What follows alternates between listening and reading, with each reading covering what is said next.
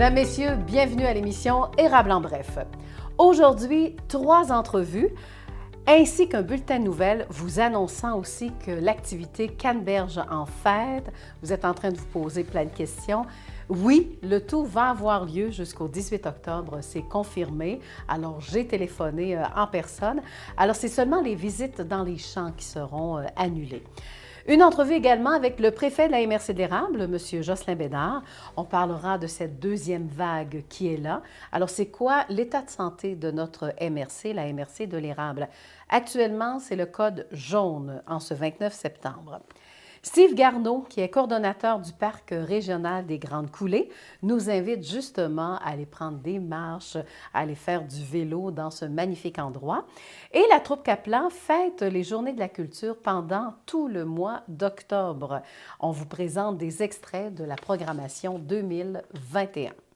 Et maintenant, voici vos nouvelles. En manchette, des travailleurs ont manifesté le 29 septembre dernier après qu'une prime leur soit retirée. On revient sur la COVID-19 en date du 29 septembre. 618 classes fermées au Québec et le réservoir Baudet, dragage inévitable, c'est du moins ce que conclut le BAP. COVID-19, voici des chiffres en date du 28 septembre 2020. 1043 cas actifs, 895 élèves et 148 membres du personnel. Ce sont les cas rapportés dans 512 établissements préscolaires, primaires et secondaires dans toute la province. 618 classes fermées, donc ça veut dire que les cours à distance augmentent. Suite maintenant au retrait d'une prime, des travailleurs et travailleuses spécialisés qui sont affiliés à la CSN ont manifesté mardi dernier, le 29 septembre. Le tout a eu lieu près des bureaux du Centre de services scolaires des Bois-Francs. À Victoriaville, Paul Lavergne, le président du Conseil central Le Cœur du Québec, était présent, ainsi que la présidente du syndicat du soutien scolaire des Bois-Francs, Mme Karine Bolduc. Les employés dénoncent le retrait de la prime d'attraction et de rétention pour les ouvriers spécialisés. Une prime dont le but est d'éviter justement la pénurie de main-d'œuvre. La prime touche la classe des métiers spécialisés. Je vous donne quelques exemples. Les plombiers, les électriciens, les menuisiers, les charpentiers ainsi que les psychologues. Les travailleurs veulent que le gouvernement n'enlève pas leur prime car d'autres actions pourraient être prises. En exemple, aller à la rencontre du gouvernement sur la colline parlementaire, entre autres. La ville de Victoriaville est soulagée. Le dragage du réservoir Baudet est inévitable pour retrouver le volume d'eau pour l'approvisionnement aussi de la ville en eau potable. Pour le BAP, le dragage récurrent est une pratique à éviter. Et maintenant, voici nos 3 entrevues. Vous entendrez les membres de la troupe Kaplan, Steve Garneau également, du Parc régional de la Grande Coulée. Mais pour l'instant, nous recevons Jocelyn Bédard, le préfet de la MRC de l'Érable. Bonne écoute. Toujours à l'émission Érable en bref, notre prochain invité, M. Jocelyn Bédard, donc le préfet de la MRC de l'Érable. Alors, bonjour. Bonjour, Lydia. La dernière fois, je vous avais mélangé, je vous avais appelé le préfet de la MRC d'Arthabasca. Et diantre, vous m'aviez quand même assez repris rapidement. Hein? Je suis content d'avoir déménagé. Oui, c'est ça. Alors maintenant, j'aimerais ça qu'on jase d'un sujet préoccupant parce que le préfet gère la MRC, donc de l'Érable. Alors, c'est là qu'on s'occupe de tous les événements, qu'importe les municipalités où les événements ont lieu. Mais là, c'est un événement qui est mondial, mais on va mettre ça vraiment, on va aller dans le nombril de la MRC de l'Érable. Comment ça se passe, la COVID, auprès de la population en général? En général, là, je prends un respire avant de parler parce qu'en général, moi, je trouve que ça va assez bien. Assez bien. Mais c'est sûr que je sens un petit peu que les gens sont comme un peu tannés là, oui. D'avoir des restrictions. Puis c'est normal, on est tous pareils. Là. Personne n'aime ça être obligé d'aller à 70 km quand on peut aller à 90, mais c'est ça présentement. Oui, puis l'exemple qu'on peut donner, c'est le fameux masque. Hein? Le masque. On le porte ou on le porte pas. Il y en a qui sont pour, d'autres qui sont contre. Oui, mais par contre, je tiens à souligner que les gens le font beaucoup dans notre MRC. Ouais. Puis c'est bien parce que je félicite tout le monde de la MRC de l'Érable D'ailleurs, ça doit être à cause de ça aussi qu'on a un peu moins de cas qu'ailleurs. Parce qu'aujourd'hui, on était rendu à 7 cas confirmés depuis le début du mois de mars, comparativement à ailleurs. Fait qu'on est bien discipliné, on continue comme ça, puis on espère pas trop changer de couleur. Non, et même ici, en entrevue, on va le mentionner, on fait la distanciation, mais aussi vous êtes venu avec votre propre masque. Ah, tout le temps. Mais tout le temps. mien, il est beaucoup moins beau que le vôtre, alors je l'ai caché derrière la plante que vous voyez en arrière du préfet. Donc, j'aimerais ça qu'on parle un peu d'une situation que vous avez vécue, parce qu'il faut quand même faire attention, mais des fois, on n'y pense pas. Hein. Des fois, c'est la pensée magique. On continue un peu comme avant, puis à un moment donné, on rencontre des gens qui nous dit hey, fais attention, là, c'est quand même la COVID. Je pense qu'il vous est arrivé une situation, parce que on va faire un rappel avec ce que le gouvernement a dit dernièrement.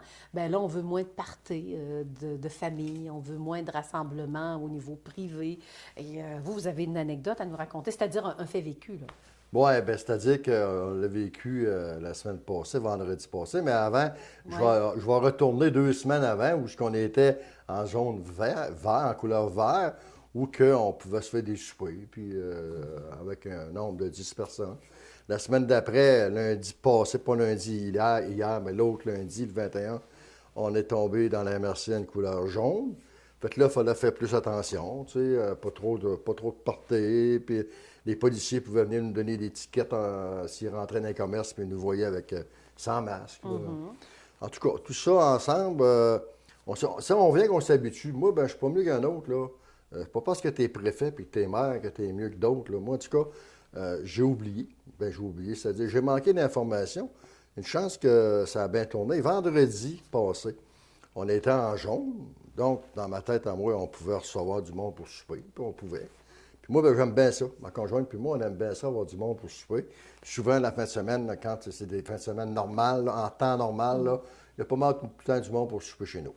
Fait que vendredi soir, chez nous, puis je dis à ma conjointe, ah, on va inviter un couple d'amis à venir souper, demain soir, en parlant du samedi.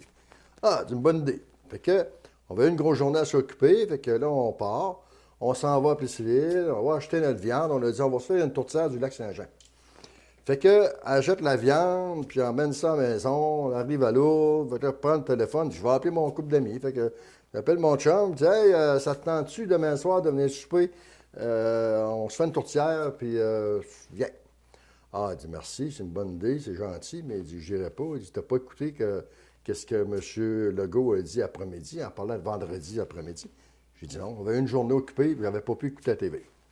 Ben, il a dit le moins de rassemblement possible, puis il faudrait peut-être faire attention, puis toi, placé comme tu es là, ben, essaie de donner l'exemple. J'ai dit, j'avais même pas écouté. Désolé.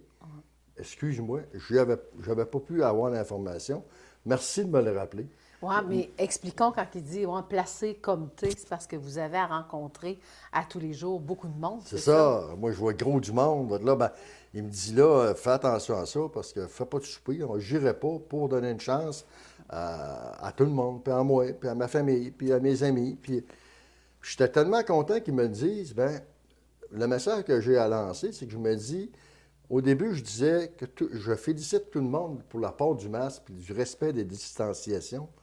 Mais je comprends que des fois, on peut faire des oublis. Puis quand on fait un oubli, puis qu'on a un bon ami qui nous le rappelle, je pense que c'est ça qui nous aide beaucoup. Le message que je veux dire, c'est que gênez-vous pas pour le rappeler aux autres si vous l'oubliez. Moi, j'étais content que mon ami me le dise. Ça m'a aidé. Puis je pense que ça m'a même réveillé en disant hey, continue d'être vigilant. Là. Fait qu'aujourd'hui, je suis encore plus vigilant, puis ça m'aide. Oui, et finalement, la tourtière a changé pour... Ça a été quoi le repas ben, finalement? on a mangé un steak à nos deux le samedi soir, mais la tourtière est congelée dans le congélateur pour après le confinement, pour après les mesures. Bon. Essayons de décortiquer les mesures, parce que des fois, on est comme mêlés. Qu'est-ce qu'on doit penser quand c'est le code vert, quand c'est le code jaune, quand c'est le code rouge? Le rouge, c'est sûrement le plus grave. C'est un peu comme les feux de circulation. Hein? Oui, c'est ça. Mais là, le vert, ben, c'est ce qu'on était là 2 semaines. Il n'y avait pas trop de restrictions. Là. On était comme durant l'été. C'était le fun. Le jaune, ben là, c'était semblable au vert, mais là, les policiers avaient un peu plus de pouvoir et ils pouvaient plus nous donner des étiquettes, là, puis plus de surveillance. Le orange, ben là, on vient de diminuer le nombre de personnes dans les maisons, là. Là, c'est sûr qu'il y en a encore, on peut encore se rassembler à partir de jeudi le 1er, mais 6 personnes maximum. Puis quand on tombe dans le rouge, bien là, il y a des commerces qui vont fermer. OK. Puis on espère ne pas rentrer dans le rouge. C'est ce qu'on souhaite, de ne pas rentrer là-dedans jamais. Chaque bord de chez nous, voisins de chez nous, il y en a du rouge dans d'autres régions. Si on regarde Chaudière-Appalaches qui nous touche là, direct dans la limite de la MRC, on fait attention, puis on souhaite bien fort de ne pas tomber là-dedans. Oui. Puis les codes sont importants parce que c'est pour ça qu'on y va avec des populations ciblées maintenant. Hein? C'est pas parce que, exemple, Montréal ferme que tout le Québec va fermer. Là. C'est dans ce sens-là. C'est pour ça les codes, Exactement. on les a installés. Hein? C'est par région. Puis on est encore chanceux ici au centre du Québec parce qu'avant, jusqu'au printemps, on était associé avec Mauricie, centre du Québec, pour la couleur et pour les codes. Mais depuis qu'il y a eu les codes installés, ils ont séparé le centre du Québec d'avec la Mauricie. Donc, on est capable, nous autres, de ne pas être en rouge. Oui. Les autres pourraient l'être en rouge, ou le contraire. Fait que, tandis qu'avant, on pouvait partir de Saint-Ferdinand, aller à La Tuque, puis on était tous de la même couleur. Tandis que là, le fleuve nous sépare. Fait que là, ça aide. Là. Ah, c'est dans ce sens-là qu'on a séparé, c'est vrai, Trois-Rivières, etc. Également. Bon, bien, en guise de conclusion, qu'est-ce qu'on pourrait peut-être ajouter? Les consignes du préfet pour que ça continue à bien aller ou à aller. Là. Bien, les consignes, la première, c'est que c'est sûr, une chose qui n'est pas tout à fait facile, c'est de regarder quelque chose de beau par jour. Si on peut voir une belle chose à chaque journée, comment ce serait-tu juste un oiseau, que c'est une couleur qu'on n'a pas vue souvent? Il faut quasiment se rappeler seulement de ça, cette journée-là, puis de faire attention aux consignes, respecter les consignes de santé publique. Bien, je suis contente que vous soyez venu. Moi, je peux regarder quelque chose de beau. Et merci. Alors voilà, je pense que ça fait une très belle conclusion. Donc, je m'entretenais avec le préfet de la MRC de l'Érable, alors M. Jocelyn Bédard. Merci, Lydia. Bienvenue à l'émission Érable en bref. J'ai l'impression que vous allez beaucoup adorer le sujet pour le prochain 10 minutes. Et d'ailleurs, mon invité, je vais vous le présenter tout de suite, ça va vraiment vous donner un indice. Alors, c'est Steve Garneau. Steve Garneau, il est le coordonnateur du parc régional, donc de la Grande Coulée, situé à Plessisville. Alors, bonjour. Bonjour, Lydia. On peut dire Plessisville, mais également un peu Villeroy, hein, Oui. pour le territoire, le secteur. Là, hein? Effectivement, il y a un secteur à Villeroy aussi également. Bon. Est-ce qu'il y a de quoi raconter? Hein? Est-ce qu'il y a quelque chose à dire sur le parc des Grandes Coulées, surtout en temps de COVID? Hein? Oui, il y a plein de choses à dire à propos du parc. L'achalandage qui est à la hausse, des journées où est-ce qu'il y a des centaines de personnes qui passent quand il fait beau, surtout les week-ends et même pendant la semaine, là, on voit beaucoup de gens. Oui, puis on a des preuves à l'appui. J'ai parlé avec les gens de Prince Craft également. C'est épouvantable, les ventes de bateaux. Alors, il faut vraiment commander pour l'année prochaine, pour te donner une idée. Et toi, tu es allé faire un tour du côté, des magasins de chasse et pêche? Oui, c'est ça. Les gens de ProNature me disaient la même chose. Les étagères, il manque de matériel à vendre parce que ça a sorti. Les gens ont fait énormément de plein air au cours des derniers mois, puis ça a été très, très positif, je pense, parce qu'il y a plein de gens qui vont découvrir le plein air, qui ne connaissaient pas ou très peu, et qui vont peut-être découvrir des nouvelles passions. Bon, donc, on a vidé les inventaires, même pour les personnes qui vendent des vélos. Là, oui. Ça a l'air que ça a super bien été. Alors, revenons donc pour notre parc régional des Grandes Coulées. J'aimerais ça qu'on parle des règlements en temps de COVID. Est-ce qu'il y a eu du changement? C'est quoi exactement? Là? Oui, bien, comme plein d'autres, il a fallu s'adapter pour réouvrir de façon sécuritaire, pour assurer aux gens que ce soit convenable. Donc, ce qu'on a fait au printemps, quand on a réouvert, on a imposé un sens de circulation dans les sentiers. Donc, il y a des flèches vraiment qui disent par quel sentier commencer. Les sentiers se font en boucle du long de la rivière. Donc, il y a vraiment des flèches qui ont été mises.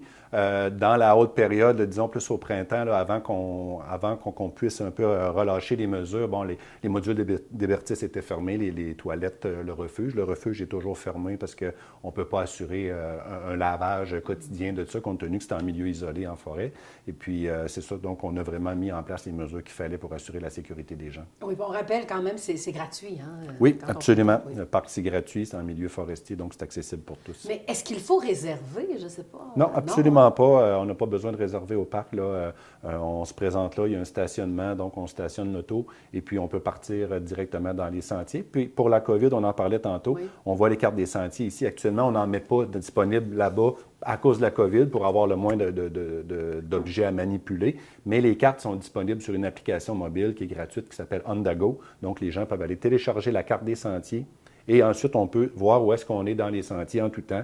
puis on n'a même pas besoin d'avoir le réseau à ce moment-là. Donc, c'est très pratique pour ça. OK. Puis là, on va montrer quand même le secteur. Parce que là, j'ai 2 cartes. Pourquoi j'ai 2 cartes? En fait, c'est pour illustrer que le secteur de la forêt ancienne il est ouvert 4 saisons, donc l'été, l'hiver, printemps, automne. Fermé une petite période au printemps, souvent dans le temps du dégel, là, quand ça devient très mou et boiteux, pour préserver les sentiers. Puis un petit peu à l'automne, des fois, pendant la saison de la chasse aussi. Bon, explique le secteur, là. Oui, ça couvre quand même grand territoire, là. Oui, c'est ça. Le secteur de la forêt ancienne a près de 1000 hectares. Donc, c'est très, très grand. Puis on voit au centre le trait bleu, c'est la rivière Noire qui va dans un axe nord-sud. Et les sentiers sont de part et d'autre de la rivière, de chaque côté. Et il y a 3 ponts, donc on peut faire les sentiers en boucle, traverser la rivière, revenir de l'autre côté. Donc, c'est très, très accessible. Hein. On n'a pas de gros dénivelé, il n'y a pas de grosses montagnes, ce qui fait que c'est accessible à n'importe qui. Beaucoup de petites familles qui viennent, des gens avec des enfants. La première partie, le premier 5 km, accessible en poussette assez facilement. Les sentiers sont beaux, donc ça se fait très bien pour tous les usagers. Okay. Bien, les modules d'Hébertis, entre autres, c'est comme des jeux qui sont fabriqués de bois et de cordes, à même les arbres un peu en partant. C'est un peu comme de l'arbre en arbre, mais plus près du niveau du sol. On a 18 modules d'Hébertis qui sont situés directement à partir du stationnement et il n'y a pas un enfant qui peut passer à côté sans les faire et souvent aller-retour. Donc, c'est vraiment quelque chose qui plaît énormément aux enfants et aux familles. OK. Alors, pour démêler un peu les deux, là, il y a la forêt ancienne et il y a le parc, la tourbière. La grande tourbière de Villeroy, exactement, voilà. Qui est un autre secteur qui est situé à Villeroy. Bon, est-ce qu'on peut décortiquer un peu les deux? J'ai envie de te laisser nous expliquer. Oui, bien en fait, on va commencer par la grande tourbière. On vient d'en parler. La grande tourbière, c'est un secteur où est-ce qu'il y a 3,5 km de sentiers, dont 1 km sur trottoir de bois, qui rentre vraiment dans la partie ouverte d'une tourbière. Là. Donc, c'est le genre de milieu dans lequel on n'a pas accès habituellement. Le reste des sentiers, c'est vallonneux. Il y a quand même des dunes de sable dans ce coin-là. On se promène dans un milieu forestier qui est très variable. C'est voué vraiment à un avenir de conservation. Ça va éventuellement devenir une aire protégée par le ministère de l'Environnement. Oui, puis là, il faut avertir les gens que bientôt, ce sera fermé. Là, on parle du mois de novembre. Hein? Oui, c'est ça. C'est une ouverture saisonnière, donc du mois de mai jusqu'au mois de novembre environ à chaque année. Là, bon. Et le temps de la chasse? Oui. On n'a pas le droit d'y aller, là, hein? C'est fermé. Bien, en fait, là, on revient au secteur de la forêt ancienne parce que la grande tourbière, elle ferme en novembre. On a terminé. C'est ça, exactement. Le secteur de la forêt ancienne qui est ouvert à l'année, effectivement, généralement, on ferme environ une semaine ou deux dans le temps de la chasse, mais en novembre seulement, quand que la chasse est permise avec des armes à feu. Il y a une saison en octobre de chasse pour le chevreuil, l'orignal, mais là, c'est à l'aide d'arcs et d'arbalètes, donc c'est des armes qui ont des portées beaucoup moins grandes, donc c'est sécuritaire. Les chasseurs ne sont pas dans les sentiers, ils sont plus loin dans l'immense bloc forestier qu'il y a là. Donc, tout le mois d'octobre, la belle saison des couleurs, septembre-octobre, on peut se promener sans problème. Puis en novembre, généralement, là, c'est la deuxième et la troisième semaine de novembre environ qu'on ferme. C'est toujours indiqué sur notre Facebook, sur le site web et sur le site du parc lui-même. Et quand j'arrive, on va donner un petit peu l'adresse, parce que les gens, on a tous entendu parler du parc régional de la Grande Coulée. Oui. Mais où on va? C'est-tu pas loin du centre de tir? C'est en fait le stationnement pour se rendre au secteur de la forêt ancienne et effectivement, il est situé sur la route du Plé, donc entre Plessisville et Notre-Dame-de-Lourdes, sur la 265. En allant vers le terrain de golf, dans le fond, c'est ça? Non, c'est ça. Non, c'est vraiment en montant vers Notre-Dame-de-Lourdes, en sortant de Plessisville, direction nord, 265. Il y a la route du Plé. C'est la même route que pour aller au champ de tir de l'association Chasse et Pêche. C'est ça. Puis on prend ce chemin-là sur environ 1,5 km. On se rend au bout et on arrive au stationnement sur la route du Plé là, pour le secteur de la forêt ancienne. Pour celui de la Grande Tourbière, bien, la 265 toujours, on se rend juste avant de traverser l'autoroute 20 à Villeroy. Il y a le chemin du Canyon qui longe l'autoroute 20 au sud et le stationnement est à cet endroit-là. Et là, je voulais absolument en parler parce qu'on peut aller coucher, hein? Il y a un petit chalet chauffé. Oui, ça, c'est au secteur de la forêt ancienne. Ouais, effectivement, le refuge qui sert de relais de refuge, effectivement, il est disponible pour des nuitées en location. Encore une fois, en temps de COVID, il n'est pas disponible pour respecter le protocole COVID, mais normalement, dès que tout ça va être terminé, oui, le refuge est accessible pour des nuitées en forêt. On a le droit aux animaux? Oui, les chiens sont permis en tout temps au secteur de la forêt ancienne, pas celui de la Grande Tourbière compte tenu de la tenue écologique du secteur, mais le secteur de la forêt ancienne, les animaux en laisse, très important, tout le temps, sont permis. Et une femme pose toujours la question, est-ce qu'il y a des toilettes, vu qu'on dit que c'est rustique? Il y a des toilettes rustiques, donc il y a des... Ça veut dire la petite cabane de la maison. Effectivement, il y a ça, il y a une toilette sèche à l'extérieur, exactement. Tout le monde a notre réponse. Puis il y en a au stationnement aussi, puis il y a des toilettes, des toilettes mobiles qui sont mises pendant toute la saison de l'été puis l'automne aussi. Là. Et est-ce qu'il y a un frigo? On apporte notre glacière? Il faut apporter la glacière. Il n'y a pas de service à part le poêle à bois, le bois qui est fourni à l'extérieur, des matelas en haut, des matelas en vinyle. Oui. Mais ça, il faut réserver. Oui, il faut réserver, c'est ça. C'est un lieu privé aussi. Là, exactement, c'est en plein ça. Exactement. Bon. Alors, en guise de conclusion, je vous laisse ça 30 secondes, allez-y. Bien, j'invite les gens à venir au Parc régional des Grandes Coulées, que ce soit au secteur de la Forêt-Ancienne ou à la Grande Tourbière de Villeroy. C'est des magnifiques sites. On l'a vu cette année. Beaucoup de gens qui sont venus, qui ont découvert. Donc, des gens du coin qui n'étaient jamais venus et des touristes qui sont venus de l'extérieur du Québec pour venir découvrir le secteur. Donc, j'invite tout le monde à venir. C'est facile, c'est accessible et c'est vraiment très beau à voir. Donc, cet été, il y a eu quoi, une grande augmentation à cause de la Oui, COVID, oui, exactement. C'est ça, 25 à 30 à vue d'œil pour l'instant d'augmentation de fréquentation. Combien de personnes, ça? Ça va varier. Normalement, j'ai 10 000 personnes par année. Cette année, je m'attends d'être peut-être à 14 000, 13 000, 14 000 facilement. Bien, bravo. Ça fait partie de nos bijoux, nos trésors de notre territoire ici pour la MRC de l'érable. Bien, merci beaucoup, Steve Garneau. Bienvenue. Alors, Steve Garneau, donc, je vous rappelle, le coordonnateur du parc régional, donc, des Grandes Coulées.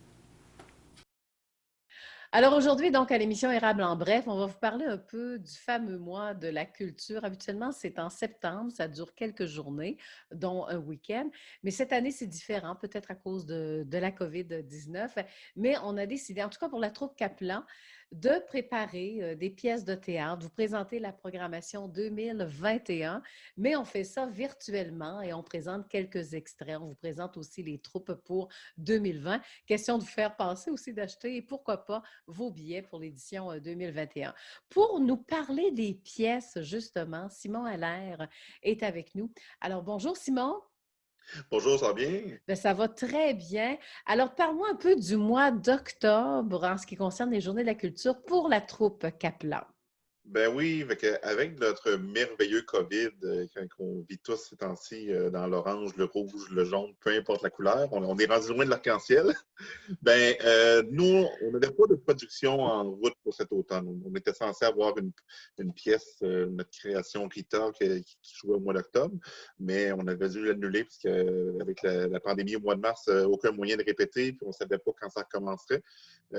Pour les Journées de la culture, qui sont le mois de la culture cette année, qui ont fait ça sur un mois complet, on s'est dit qu'on pourrait faire quelque chose d'original, de faire un peu une émission culturelle, entrevue, plus style podcast un petit peu, pour présenter chaque pièce, une pièce par semaine le samedi.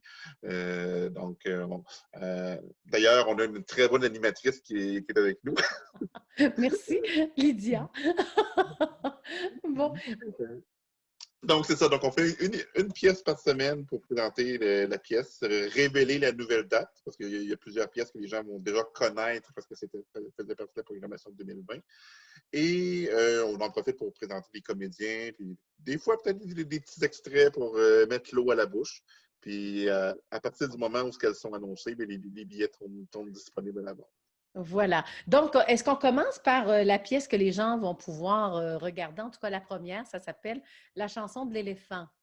Exactement, la chanson de l'éléphant qui était notre première diffusion samedi dernier, le 3 octobre. C'est d'ailleurs toujours disponible en ligne. Vous pouvez trouver sur notre page Facebook le lien pour les différents podcasts, qui est un drame psychologique assez profond qui se passe dans un asile psychiatrique avec un patient tordu, un médecin. C'est un huis clos qui se passe dans une seule pièce. Donc, 3 comédiens, 3 vétérans de la troupe. Qui travaillaient là-dessus. Ça devait être joué normalement au mois de février, au mois de mars l'an dernier.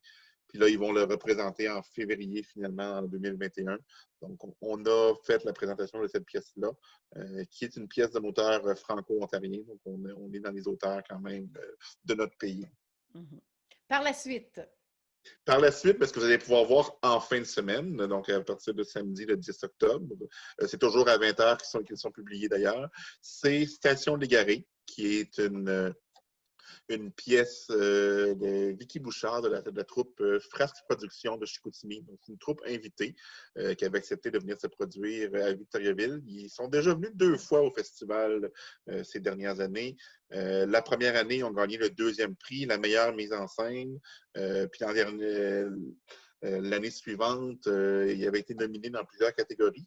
Et il avait gagné au Gala des Arlequins de la Fédération du théâtre amateur le prix prestigieux de haute distinction. Donc, c'est un prix qui, pour une troupe avec des nominations gagnantes dans pratiquement toutes les catégories. Donc, ils se sont vraiment démarqués. Puis, cette année, ils présentent leur nouvelle production, Station Légaré, qui est une pièce mystérieuse, des gens qui disparaissent dans une station de train. Donc, je ne vous dis pas tout de suite quand ils vont revenir jouer l'an prochain. Venez nous écouter sur le podcast pour le découvrir, mais ça va être une très bonne production, ça aussi. OK. Et il y a 3 pièces, hein? Donc il y en a une autre. Exactement. La semaine suivante, le samedi 17 octobre, on va en ordre chronologique, donc on ne dévoilera pas une pièce, mais ce sera l'équipe du festival qui vont être en entrevue pour jaser un petit peu des plans, parce que le festival, l'an prochain, on va être là sur une plus longue période, donc on va pouvoir vous dévoiler les dates complètes. C'est sûr qu'il n'y a pas de production à annoncer pour l'instant, mais vous allez savoir un petit peu les plans du comité organisateur qui s'est formé d'ailleurs il y a quelques jours seulement. Donc, le nouveau comité va se mettre en branle et va en discuter avec vous à l'écran le 17 octobre. Bon, alors on en mange encore de la culture. Autre événement?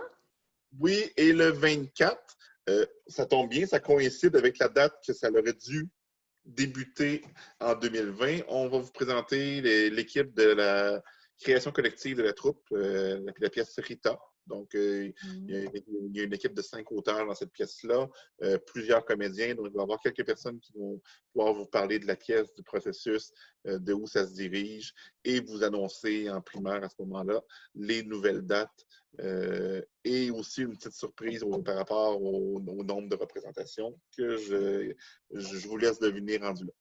OK, mais c'est une surprise. On ne peut pas en parler, c'est ça? Non. Et la toute dernière, pour l'Halloween, le soir de l'Halloween, le 31 octobre, on va vous présenter ce qui sera un spectacle de financement pour la troupe et le festival. Je n'en dis pas plus, mais on va avoir des invités de très haut calibre. Donc, on vous invite fortement à nous suivre le 31 octobre pour découvrir ça. Un nom, je veux un nom. Pas de nom, mais on va rire. OK, donc un humoriste. Je dis rien. Ah, t'es plate! Bon, dans ce cas-là, on doit conclure, mais pour les gens, ce qui est plaisant, c'est qu'au moins, on présente des extraits de la programmation 2021, mais ça nous donne l'idée, hein, si on aime l'extrait, on va aimer la pièce aussi, hein, fait que les billets sont en vente, c'est ça? C'est ça. Oui, mais les billets pour chaque production, au fur et à mesure qu'ils sont annoncés, vont tomber en vente en ligne sur le pointdevente.com parce qu'on va avoir notre point de vente habituel dans les cafés Méridien de Victoriaville et Arthabasca, mais on va attendre probablement décembre ou janvier, voir comment la situation va aller. Mais entre-temps, il va être possible de les acheter en ligne. Et aussi, cette année, COVID oblige, nous, on garantit aux clients qui vont les acheter en ligne que les billets sont remboursables jusqu'à 2 semaines avant le spectacle. Donc, si on voit que malheureusement, le méchant virus est pour rester, n'ayez pas peur si vous voulez acheter des billets en cadeau dans le temps des fêtes pour votre famille ou des choses comme ça. Votre argent n'est pas perdu et on va trouver une solution pour quand même vous divertir si ça ne serait-ce qu'à distance ou autrement, si la situation est malheureuse. Voilà. Alors, Simon Allaire, vous avez quand même été le fondateur de la troupe Kaplan, oui, non? Oui. C'est ça, fondateur, hein, de la troupe Kaplan. Oui. Alors, et aussi, vous êtes dans le festival pour les amateurs de théâtre, entre autres, Exactement, également. les deux organisent depuis le début. Le festival en est à 9 ans, mais sa 8e édition. Vu que l'an dernier, on sait ce qui s'est passé. Puis, la troupe, on débute notre 23e saison. Donc, on est très fiers de ça. Bon. Alors, merci beaucoup, Simon Allaire, et au plaisir, hein, de se voir en spectacle. Hein? Absolument, oui. Vous aimeriez que l'on parle de vous? Écrivez-nous via courriel tvcérable@outlook.com. Prochain rendez-vous la semaine prochaine pour une autre édition d'Érable en bref.